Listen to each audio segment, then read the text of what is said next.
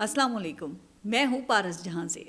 राह पे उनको लगा लाए तो हैं बातों में, और खुल जाएंगे दो चार मुलाकातों में। दाग ने जब ये शेर लिखा होगा तो पता नहीं उस वक्त उनके दिमाग में क्या चल रहा होगा। हो सकता है कि किसी से उसके दिल की बात निकलवाना चाहते हों, जिसके लिए एक मुलाकात को नाकाफ़ी वो समझते हों। लेकिन लगता है कि इस मामले में सीनियर सहाफ़ी सुहेल वड़ैच वो दाग के भी उस्ताद निकले। मुसाफत के दौरान 2 घंटे की पहली ही मुलाकात में उन्होंने अपने मुसाफिर के दिल का राज पा लिया। फील्ड मार्शल से पहली मुलाकात के उन्वान से लिखे कॉलम में उन्होंने माफ़ी से लेके 10 साला मंसूबे तक हर बात को रिकॉर्ड का हिस्सा बना दिया है, जिसकी अब कोई तरदीद भी नहीं कर सकता। उनको 5 पॉइंट्स की सूरत में मैं अपने गुज़िश्ता व्लॉग में बता भी चुकी हूँ आपको, लेकिन जाहिर है कि इसमें मुखातिब का नाम, भेजने वाले का मकाम और इनकार का अंजाम देखना रह गया था, जिसको फिर सीनियर सहाफ़ी ने दूसरी किस्त में बड़े खुल कर बयान किया है और मुसाफिर बनाम कैदी नंबर 804 के उन्वान से कॉलम की शक्ल में एक खुला ख़त तहरीर किया, जिसमें कुछ इस्तिलाहात, कुछ इबारतें और कुछ मिसालें हैं जिनके ज़रिए माफ़ी मांगने की तबलीग की गई है। और ना सिर्फ तबलीग है बल्कि उसके साथ भयानक अंजाम से ख़बरदार भी किया गया है। लेकिन ये सब कुछ एक हमदर्दी में लिखे ख़त के उसलूब में है। वो कहते हैं ना कि गालिब के लिखे खतूत अदब का फ़नपारा हैं। उन्होंने खतूत को ज़िंदगी की हरारत बख्शी। गालिब ख़त नहीं लिखते थे बल्कि इसके ज़रिए बातचीत करते थे। अगरचे ये मुकालमा यकतरफ़ा होता था, लेकिन ख़त के मुखातिब को ऐसा महसूस होता था जैसे वो सामने बैठकर गुफ्तगू कर रहे हों। लगता है कि सुहेल वड़ैच भी इससे मुतासिर हैं, इसलिए उन्होंने भी मुकालमों का सहारा ही लिया है। लेकिन एक गड़बड़ हो गई है जो होना ही थी। जाहिर है कि अगर गब्बर सिंह का डायलॉग सांबा से बुलवाया जाएगा तो इम्पैक्ट बनने के बजाय सांबा पर डंडे और टमाटर ही बरसेंगे, और ऐसा ही हुआ है। फिर जब सीनियर सहाफ़ी इस क्रॉस फायर में आ गए तो मजबूरन उन्हें फिर ढाल लेनी पड़ी। तनकीद और तकारीर की समत को बदलने के लिए अब उन्हें अक्सरियत और अस्करियत के मिलाप का नैरेटिव बनाना पड़ा, जिससे ये ज़ाहिर होता है कि अक्सरियत और अस्करियत एक गाड़ी के 2 पहिए हैं। लेकिन जनाब, जो डैमेज होना था वो तो फिर हो गया ना। अच्छा, इस पर मैं ज़रा आगे अभी बात करूँगी। वैसे ऐसे मौके के लिए एक और शेर है, ज़ुबान हिलाओ तो हो जाए फैसला दिल का, अब आ चुका है लबों पे मामला दिल का। बहरहाल मैं देख रही हूँ कि इन कॉलम्स की वजह से इस वक्त सुहेल वड़ैच काफ़ी तनकीद की जद में हैं, लेकिन मेरा ख़्याल ये है कि ये मैसेज की मुखालफत में मैसेंजर को शूट करने वाली बात है, जबकि मैसेंजर का काम होता ही ज़ाहिर है कि पैगाम रसानी है। अब हो सकता है कि किसी को इस पैगाम रसानी पर तर्जुमानी का गुमान गुजरे, लेकिन इस बात की अहमियत से तो फिर देखें इनकार नहीं किया जा सकता ना कि अगर पैगाम रसा ना होते तो कई बातें तो फिर रिकॉर्ड पे आती ही नहीं, जिनकी अब कोई तरदीद नहीं कर सकता। खैर, अच्छा, अब बात करते हैं मुसाफिर बनाम कैदी 804 की, जिसमें इमरान खान को माफ़ी मांगने के लिए कायल करने की भरपूर कोशिश की गई है। ख़त में मकाम की जगह मंजिल नगर लिखा हुआ है, यानी कि ताकत के ऐवान से ये ख़त लिखा गया है, जिसका मतलब ये है कि अगर मंजिल चाहिए तो फिर यहाँ से रुजू करो। समझाया गया है कि इक़्तिदार की मंजिल सिर्फ अवामी मकबूलियत से नहीं मिलेगी, इसके लिए चरणों को भी छूना पड़ेगा, तब जाके बिग बॉस की आशीर्वाद मिलेगी। फिर इसकी मुख्तलिफ शराइत और जवाज़ बयान किए गए हैं। गर्ज़ के तमाम अनासर मौजूद हैं जिससे ये पता चल सके कि मैं नहीं बोलता, मेरे अंदर मेरा यार बोलता है। इस रंग ढंग को लाने के लिए फिर जो तरीका इख्तियार किया गया है, इसमें पहले एक वाज, दर्स या नसीहत है। अच्छा, फिर इसके मुताबिक वाक़याती मिसाल और फिर नसीहत को नज़रअंदाज करने की सूरत में अंजाम से खूब डराया गया है। तो बनाम कैदी नंबर 804 बिग बॉस की पहली नसीहत ये है कि लड़ाई से ना कभी रास्ता निकला है और ना ही निकलेगा। इसके लिए फिर जुल्फ़िकार अली भुट्टो की मिसाल दी गई, जो इस सोच के मुताबिक 1977 में जेल जाने से पहले एस्टेब्लिशमेंट की डार्लिंग हुआ करते थे। उन्हें सिविलियन मार्शल लॉ एडमिनिस्ट्रेटर भी बनाया गया آیا تھا. عوامی مقبولیت بھی ان کے پاس تھی جس کو انہوں نے نکالے جانے پر مس کیلکولیٹ کیا. حالانکہ انہیں بھی خاموشی سے باہر جانے کی آفر کی گئی تھی لیکن وہ ڈٹے رہے, نہ مانے, سمجھتے رہے کہ نان پاپولر ضیاء وہ کچھ بھی نہیں کر سکے گا. لیکن پھر نتیجہ کیا نکلا؟ پھانسی. تو اس سے عمران خان کو بتانے کی کوشش کی گئی ہے کہ اگر ڈٹے رہے تو پھانسی کے پھندے کے لیے تیار رہو. بھول جاؤ کہ احتجاجی تحریک یا عدلیہ سے تمہیں کوئی ریلیف ملے گا. جو بھی ملے گا, جو بھی, اس کا فیصلہ تو کہیں اور ہونا ہے. ویسے انتظامی کاموں کی ٹائمنگ یہ کتنی پرفیکٹ ہوتی ہے نا. 16 اگست کو جب فیلڈ مارشل سے پہلی ملاقات کا احوال شائع ہوا تو اسی دن سپریم کورٹ سے اعلامیہ جاری ہوا کہ سپریم جوڈیشل کونسل نے چیف الیکشن کمشنر سکندر سلطان راجہ کے خلاف پی ٹی آئی کی دائر شکایات خارج کر دی ہیں. یعنی کہ 2024 کے الیکشن میں جو مس کنڈکٹ کے الزامات سے ان کو کلین چٹ دے دی گئی ہے. اب کس بنیاد کے اوپر یہ فیصلہ ہوا, خیر اس کی ڈیٹیلز تو نہیں دی گئی ہیں, لیکن اس فیصلے کا مطلب یہ ہے کہ الیکشن کے وقت راولپنڈی کے کمشنر لیاقت چٹھا کے الزامات کو عدالت نے رد کر دیا ہے. اگر ایسا ہی ہے تو پھر کمشنر راولپنڈی کے خلاف کیا کارروائی کی گئی ہے؟ کیونکہ لیاقت چٹھا پریس کانفرنس کے ذریعے براہ راست قاضی فائزیسا اور سکندر سلطان راجہ پر الیکشن دھاندلی کا الزام لگا چکے ہیں. اچھا, اس میں انٹرسٹنگ بات یہ ہے کہ چیف الیکشن کمشنر کو کلین چٹ دینے کا یہ فیصلہ یہ سپریم جوڈیشل کونسل نے گزشتہ سال دسمبر میں ہی کر دیا تھا جب موجودہ چیف جسٹس وہ نئے آئے تھے. لیکن اس فیصلے کو اب پبلک کیا گیا ہے. جہاں ظاہر ہے کہ ٹائمنگ اہم ہے, وہاں ایک کھلا تضاد بھی ہے. ایک طرف 2 پولیس اہلکاروں کی سازش کہانی کو بنیاد بنا کر عدالت پاکستان تحریک انصاف کے ورکرز کو 10 سال کی سزائیں سنا رہی ہیں, عمران خان کو 9 مئی کا ماسٹر مائنڈ قرار دے رہی ہیں. وہاں ایک ضلع کے کمشنر کی یہ سر عام گواہی کو اس قابل بھی نہیں سمجھا گیا کہ بھائی اسے ایک انکوائری کے ذریعے ہی رد کر دیں. تو اس حوالے سے تو کسی کو پھر ابہام نہیں ہونا چاہیے, اور نہ میرے خیال میں ہے کہ یہ سسٹم میں فائنل سے کس کی ہے, کون حرف آخر ہے. ایسا نظام ہے جس میں جو حرف آخر ہے وہی حرف آغاز بھی ہے. اچھا, پھر قیدی نمبر 804 کو مخاطب کر کے محاورے کا بھی استعمال کیا گیا ہے کہ آپ کے چاہنے والے آپ کو چوم چوم کر مارنے پر تلے ہوئے ہیں. یعنی اگر عمران خان کا سپورٹر اصول, آئین اور قانون کی بات کرتا ہے تو وہ ان کو یعنی کہ عمران خان کو وہ انجام کی طرف دھکیلتا ہے. اب یقیناً اس سے مراد پاکستان تحریک انصاف سے وابستہ وہ سوشل میڈیا ہے جو عمران خان کے موقف کے ساتھ کھڑا ہے, لیکن ایوان اقتدار کی بلندی سے وہ الٹا نظر آ رہا ہے. اب ان کے مطابق عمران خان اپنے سوشل میڈیا کے روبوٹ بنے ہوئے ہیں. اچھا, جہاں ایک طرف پاکستان تحریک انصاف سے وابستہ سوشل میڈیا کے راستے کو عمران خان کے لیے تباہ کن قرار دیا گیا ہے, تو دوسری طرف ایک نجات کے راستے کی یہاں پہ نشاندہی بھی کی گئی ہے.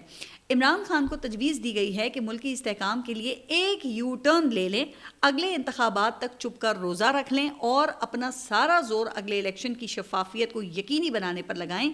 یہ ڈیل سب کے لیے قابل قبول ہوگی. اچھا, یہ بات سن کر مجھے ایک واقعہ یاد آ گیا ہے جو پرویز الہی اپنے ٹی وی انٹرویوز میں سنا چکے ہیں. وہ کہتے یہ ہیں کہ 2011-12 میں ہم نے جنرل کیانی سے شکایت کی کہ آپ کے D G I S I کاف لیگ سے لوگ توڑ کر پاکستان تحریک انصاف میں شامل کر رہے ہیں, جس پر جنرل کیانی نے جنرل شجاع پاشا سے کاف لیگ کے تحفظات دور کرنے کا کہا. اس حوالے سے پھر جنرل پاشا اور چودھری برادران کی ملاقات ہوئی, اور اس ملاقات میں چودھری پرویز الہی کے مطابق جنرل پاشا نے کاف لیگ توڑنے کے الزامات کی تردید کی. لیکن اس کے بعد جنرل پاشا کوئی اور باتیں کرنے لگ گئے, انہیں بھول گیا کہ بھائی ابھی پہلے انہوں نے کیا کہا تھا, اور پھر اچانک انہوں نے چودھری برادران سے یہ کہا کہ آپ تو کافی دانا ہیں, کیوں نہ آپ کی بھی عمران خان سے ملاقات کروا دی جائے. اس پر چودھری شجاعت نے پھر فوراً یہ کہا کہ دیکھیں ہم نے آپ کو پکڑ لیا ہے. اب یہ جملہ تو خیر میں نہیں دہراؤں گی, لیکن پہلے فیلڈ مارشل سے منسوب ایک 5 سالہ اور ایک 10 سالہ منصوبے کی بات کی گئی تھی, جس کو میں نے اپنے گزشتہ ولاگ میں آپ سے اس پہ بات بھی کی تھی اور بتایا تھا کہ اس میں کیا فرق ہے. آج جب آئندہ الیکشن تک چپ رہنے کی ڈیل آفر کی گئی ہے تو فرق پکڑا گیا ہے. یعنی اگر عمران خان مان گئے تو اگلے الیکشن تک سٹیٹس کو چلے گا, جس کے بعد پھر تبدیلی ہو سکتی ہے، اور اگر نہ مانے تو پھر اسی سیٹ اپ کے ساتھ 10 سال لگائے جائیں گے۔ پھر آخر میں عمران خان کو آپشن دیا گیا ہے، ایسے بالکل جیسے کہ کوئی فاتح بادشاہ اپنے کسی مفتوح بادشاہ کو آپشن دیتا ہے۔ کہا گیا کہ ایک طرف آپ کے تارا مسیح جیسے حمایتی ہیں جو ڈٹے رہنے کا سبق پڑھا کر آپ کو پھانسی کے پھندے کی طرف کھینچ رہے ہیں، اور دوسری طرف ہم ہیں جو آپ کو رہائی دلانا چاہتے ہیں۔ مزید یہ کہ اب فیصلہ آپ نے کرنا ہے، تاریخ آپ کے دروازے پر دستک دے رہی ہے۔ اب یہ تو خیر مجھے نہیں پتا کہ تاریخ دروازے پر دستک دے رہی ہے یا تاریخ اپنے مستقبل کا سودا کر رہی ہے، لیکن جناب اس بات میں برملا یہ اعتراف موجود ہے کہ عمران خان کے خلاف بنائے گئے تمام کیسز بوگس ہیں، ان میں کوئی جان نہیں ہے، اسی لیے تو انہیں پھر رہائی کی مشروط آفر کی گئی ہے کہ معافی مانگو، رہائی پاؤ، اگلے الیکشن تک چپ رہو اور پھر مزے کرو، اور اگر ایسا نہ کیا تو پھر پھانسی کا پھندا یعنی عمران خان کا فیصلہ کسی آئین اور قانون کے تحت نہیں ہوگا، جو بھی ہوگا وہ ضرورت کے تحت ہی ہوگا، اور پھر قومی مفاد سے بڑھ کر بھلا کیا ضرورت اور ہو سکتی ہے۔ اسی لیے اب کہا جا رہا ہے کہ علاقائی تناظر میں مضبوط فوج کی ضرورت ہے، یقیناً ہے، اس سے بھلا یہاں کون انکار کر سکتا ہے؟ شام، عراق، لیبیا، ان کا حال ہمارے سامنے ہی ہے نا، لیکن کیا اس کی بنیاد پر عسکریت کو سیاسی اختیار دیا جا سکتا ہے؟ بھلے آپ اسے ایک پیج یا پھر ہائیبرڈ کا نام دے دیں یا ایک جان دو قلب کہیں، آئین کی روح کے مطابق تو اس کی پھر کوئی گنجائش نہیں ہے۔ اس لیے اب تک جو لوگ یہ گنجائش فراہم کرتے آئے ہیں ان کی پہچان سیاسی سٹیک ہولڈر سے زیادہ سیاسی کرایہ داروں جیسی ہے، جن کو ضرورت کے تحت ہی استعمال کیا جاتا ہے۔ ویسے یہ ضرورت بھی کیا کیا رنگ دکھاتی ہے نا۔ اچھا جی، اب فیلڈ مارشل کی ملاقات کو رپورٹ ہوئے ابھی صرف یہ چند گھنٹے ہی گزرے تھے کہ ان کی بالکل دیکھا دیکھی وزیر اعظم ہاؤس میں بھی ایک یادگار ملاقات کا اہتمام ہوا۔ 17 اگست کو عرفان صدیقی نے اس پر کالم لکھا جس کا عنوان تھا وزیر اعظم سے یادگار ملاقات۔ اب پتہ نہیں وزیر اعظم سے عرفان صدیقی کی یادگار ملاقات فرمائشی تھی، نمائشی تھی یا آزمائشی تھی، خیر جو بھی تھی لیکن تھی بڑی دلچسپ۔ ویسے یہاں میں ایک بات ضرور کہوں گی کہ عرفان صدیقی صاحب کی رائے سے تو اختلاف کیا جا سکتا ہے، لیکن ان کے فن تحریر کا انکار کرنا ہاں یہ مشکل ہے۔ تو عنوان دیکھ کر میں نے سوچا کہ شاید فیلڈ مارشل کی ملاقات سے انسپریشن لے کر ہو سکتا ہے کہ وزیر اعظم نے بھی اپنا ویژن اور اپنے ارادوں کا اظہار کیا ہو۔ اچھا، کالم کے شروع میں عرفان صدیقی صاحب نے بلڈ اپ بھی ایسے ہی کیا ہے، بالکل کہا کہ شہباز شریف کی پہچان رفتار ہے، سپیڈ ہے، اور پھر انہوں نے ایک ایسے منظر میں اپنے الفاظ کے رنگ بھرے جس میں پی ایم ہاؤس کی غلام گردشوں میں وزراء اور بیوروکریٹس کی فوج ظفر موج ایسے تیار بیٹھی تھی جیسے دوڑنے کے لیے سیٹی کا انتظار کر رہے ہوں، کیونکہ بقول راوی سبھی جانتے ہیں کہ شہباز شریف کے پاس وقت قیمتی اور فیصلے وہ فوری ہوتے ہیں۔ ہر فرد وزیر اعظم کے بلاوے کا منتظر ہوتا ہے، اس لیے وزراء کی کوشش ہوتی ہے کہ منصوبے اس انداز سے پیش کریں کہ وزیر اعظم کی منظوری حاصل کر سکیں۔ اچھا، مجھے یہ سن کر پہلے تو وزراء کی حالت پر افسوس ہوا کہ بیچارے کیسے یہ پریڈ کرتے ہوں گے، کیونکہ اتنے قلیل وقت میں تو صرف بوٹ پالش ہی ہو سکتی ہے۔ پھر خیال آیا کہ ارے یہی کام تو یہاں زور و شور سے ہو رہا ہے، کیونکہ صرف ایک دن پہلے ہی فیلڈ مارشل کی جانب سے 18 گھنٹے کام کرنے پر شہباز شریف صاحب کی خوب تعریف کی گئی تھی، جس کی منظر کشی کے لیے عرفان صدیقی صاحب کو پھر زحمت دی گئی۔ لیکن سوال تو اپنی جگہ موجود ہے نا کہ اگر سب کچھ کوئی اور کر رہا ہے تو پھر یہ یادگار ملاقات کس مرض کی دوا ہے؟ کیونکہ اگر سیٹی بجا کر وزراء کی دوڑ ہی لگوانی ہے تو یہ کام تو وہ ٹریفک سارجنٹ بھی انجام دے سکتا ہے۔ بہرحال اب یہ نوید سنائی جا رہی ہے کہ پورے 20 سال بعد کوئی وزیر اعظم، پاکستانی وزیر اعظم جاپان کا دورہ کرنے جا رہا ہے، اور جاپانی حکومت ایک بڑے پیکج کی تیاری میں ہے جس کا اعلان اسی دورے کے دوران متوقع ہے۔ اب پتہ نہیں کہ امریکی ٹیرف کے ہاتھوں پریشان جاپان کس حد تک سیاسی کرایہ داروں کی امیدوں پر پورا اترے گا، چونکہ اس سے پہلے سعودی عرب، UAE، قطر سے بھی ایسے ہی پیکیجز کی امیدیں لگائی گئی تھیں، لیکن ابھی تک ڈیفالٹ سے بچنے کے لیے قرضے کے علاوہ کچھ بھی نہیں ملا ہے۔ البتہ مریم نواز وہ پہلے ہی جاپان کے دورے پر ہیں۔ اب اگر وزیر اعظم بھی جا رہے ہیں تو ظاہر ہے کہ کوئی نہ کوئی مفاد تو وابستہ ہوگا جو جلد ہی سامنے بھی آ جائے گا، لیکن بیرونی سرمایہ کاری کہیں نظر نہیں آ رہی۔ کیوں نظر نہیں آ رہی؟ تو اس کی نشاندہی وزیر اعظم کے ساتھ یادگار ملاقات میں عرفان صدیقی خود ہی کر چکے ہیں۔ انہوں نے وزیر اعظم سے ایک اوورسیز پاکستانی سے ہونے والے سلوک کا ذکر کیا اور بتایا کہ وہ اوورسیز پاکستانی سنگاپور میں پاکستان کا فخر ہے، لیکن اپنے ملک میں اسے جھوٹے مقدمات اور ناانصافی کا سامنا ہے۔